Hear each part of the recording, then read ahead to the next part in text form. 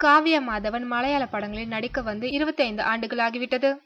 காவ்யா மாதவன் 7 வயதில் மலையாள திரையுலகில் குழந்தை நட்சத்திரமாக அடியெடுத்து வைத்தார். வளர்ந்த பிறகு நடிகையாக மாறினார்.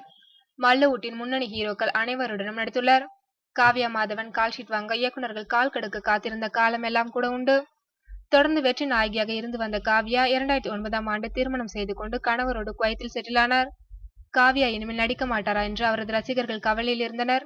இந்நிலையில் குவைத்திற்கு சென்ற வேகத்தில் கேரளாவிற்கு திரும்பி வந்த காவ்யா மாதவன் விவாகரத்து கேட்டு நீதிமன்றத்தை நாடினார். 2011ஆம் ஆண்டு அவருக்கு விவாகரத்து கிடைத்தது.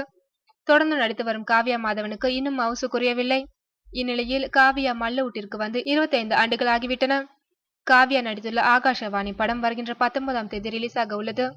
காவ்யா இதுவரை 70க்கும் மேற்பட்ட படங்களில் நடித்துள்ளார் என்பது குறிப்பிடத்தக்கது.